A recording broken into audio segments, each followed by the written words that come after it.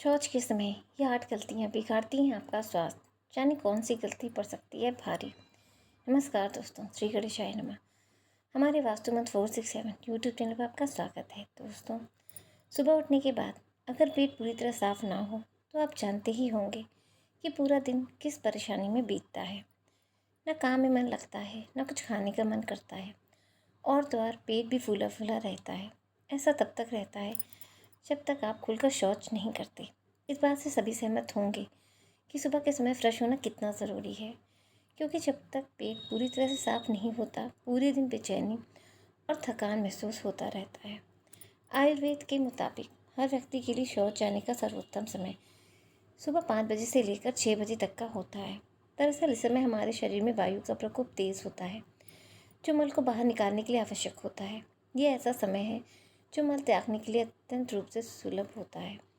इस बात का ध्यान रखें कि जो व्यक्ति जितनी देर से मल त्यागने चाहता है, उसे उतनी देर तक शौचालय में बैठना पड़ता है। ये हमारी आंतों व गुदा के लिए बहुत ही हानिकारक माना जाता है। आइए जानते हैं ऐसी कौन सी गलतियाँ हैं जिनके बारे में जानना बहुत ही ज़रूरी है। नंबर 1, सुबह उठने के बाद पानी न पीना। दोस्तों, सुबह उठने के बाद और शौच के लिए जाने से पहले पानी न पीना युवाओं में आम माना जाता है, लेकिन ये खुलकर शौच ना होने का कारण भी है। इसलिए सुबह उठने के तुरंत बाद 2 गिलास ठंडा या गुनगुना पानी पीकर शौच के लिए जाना चाहिए, जिससे आपको अपने शरीर से कई विकारों को दूर करने में मदद मिलेगी। नंबर 2, चाय पीकर शौच जाने की प्रवृत्ति। इन दिनों बहुत से युवाओं में चाय पीकर शौच जाने की आदत देखी जा रही है, जबकि ये आदत बिल्कुल भी सही नहीं है और इस आदत को जल्द बदले जाने की ज़रूरत है।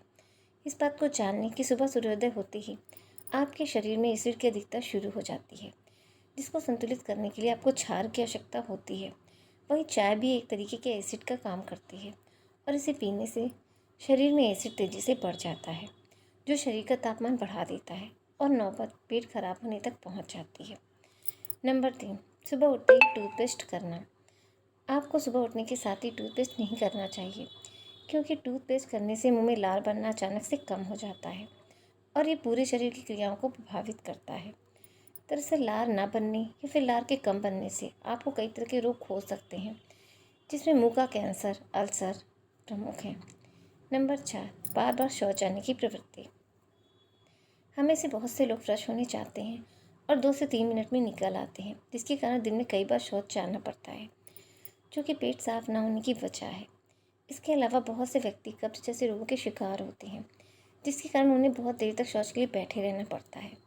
दोनों ही स्थितियाँ खराब हैं, इसलिए शौच के लिए ज़बरदस्ती बैठना और बार बार शौच जाना दोनों ही हानिकारक है।